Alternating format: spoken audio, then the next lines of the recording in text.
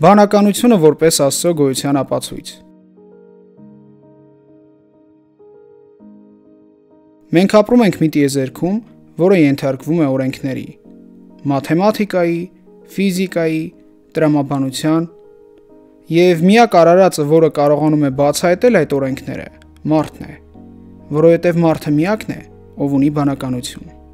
Բայց ինչու է այս աշխարհը ճանաչելի բանականության միջոցով։ Եվ ինչու մարդն ունի բանականություն եւ ի վիճակի է ճանաչելու օրենքներ,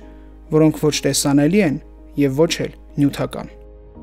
Այս տեսանյութում կփորձենք պարզել այդ ամենը, իսկ մինչ այդ բաժանորդագրվեք ապոլոգիա կենտրոնալիքին, որպիսի բաց չթողնեք մեր հետագա տեսանյութերը։ Մեր ողջ գիտությունը, փիլիսոփայությունը, տեխնոլոգիան ու նույնիսկ մեր ամենօրյա մտածելակերպը հիմնված է մեկ կարևոր փաստի վրա, որ մեր բանականությունը արժանահավատ է, որ տրամաբանության, մաթեմատիկայի եւ ֆիզիկայի օրենքների կիրառումը համապատասխանում է իրականությանը։ Սակայն այս օրենքները ոչ նյութական են, բայց համընդհանուր են, եւ մենք մեր բանականությամբ բացահայտում ենք դրանք, այլ ոչ թե ստեղծում։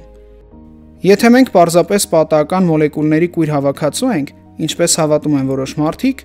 ապա ով է ներդրել այս ճշգրտությունը մեզանում։ Ինչպես պատահականությունը ստեղծեց բանականություն, որը բացահայտում է օրենքներ, որոնք գոյություն ունեն անկախ մարդկանցից։ Մենք չենք հորինում մաթեմատիկան, մենք բացահայտում ենք այն։ Մենք չենք հորինում տրամաբանությունը, մենք ապրում ենք դրա օրենքներով։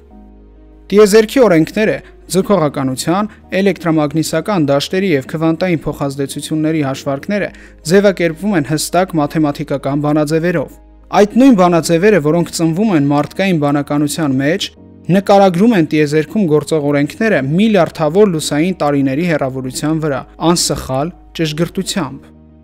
Ով է կարգել այս ամենը։ Ինչու է տիեզերքը ոչ միայն գոյություն ունեցող, այլև ճանաչելի։ Ինչու նրա հիմքում կան օրենքներ, որոնք հիշեցնում են մտքի կառուցվածք։ Ամենաանհասկանալի բանը տիեզերքի մասին այն է, որ այն հասկանալի է։ Ալբերտ Էյնշտեյն։ Շատ աթեիստ գործիչներ, որոնցից են Սեմ Հարիսը, Դենիել Դենեթը եւ այլոք, ասում են, թե բանականությունը առաջացել է բնական ընտրության արդյունքում։ Այդ մտածողությունը զարգացել է, որովհետև այն օգտակար էր գոյատևման համար։ Մենք վստահում ենք բանականությանը, որովհետև այն գործնականում աշխատում է, իսկ տրամաբանության օրենքները պարզապես մտքի կառուցվածք են, ոչ իրականություն։ Այս մարդիկ ասում են, մեզ պետք չէ Աստված բացատրելու համար բանականությունը, բավական է միայն էվոլյուցիան։ Բայց այստեղ մի լուրջ խնդիր կա։ Էվոլյուցիան աշխատում է գոյատևման եւ հարմարվողականության մեխանիզմով, այլ ոչ թե ճշմարտության ճանաչմամբ։ Մենք կարող ենք ունենալ ուղեղ, որը օգտակար է, բայց սխալ պատկերացում ունի իրականության մասին։ Մաթեմատիկական, տրամաբանական, ֆիզիկական օրենքները այդ բոլորը չեն կարող լինել պարզ օգտակար գործիքներ։ Դրանց գոյությունը բացահայտում է մի բան, որ տիեզերքի հիմքում կա օրինաչափություն, իսկ օրինաչափությունը պահանջում է օրենք գրող։ Աթեիստական այս մոդելը ի վերջո հանգում է հակասության։ Նրանք ասում են, թե բանականությունը պատահականության արդյունք է, բայց հետո օգտագործում են բանականություն, որ պնդեն Աստված չկա։ Դա նման է մուրճով այն սանդուղքը կոտրելուն, որի վրա կանգնած ես։ Եթե մարդը գիտակցություն ունի միայն այն պատճառով, որ դա օգտակար է գոյատևման համար, ապա մենք չունենք որևէ հիմք հավատալու, թե մեր դատողությունները ճշմարիտ են։ Ալվին Փլանտինգա։ Եթե մաթեմատիկան իրական է, բայց ոչ նյութական, եթե տրամաբանությունը կիրառելի է, բայց ոչ ֆիզիկական, եթե դու ունես բանականություն, որը ճանաչում է այս ամենը, ուրեմն դու պատահականության արդյունք չես կարող լինել։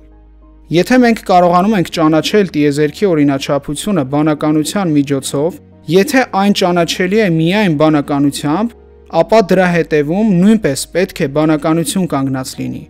Իսկ այդ բանականությունը Աստված է, ով մարդուն ստեղծել է իր պատկերով, նույնպես բանականություն ունեցող արարած, որը կարող է բացահայտել եւ հասկանալ Աստծո արարչագործությունները։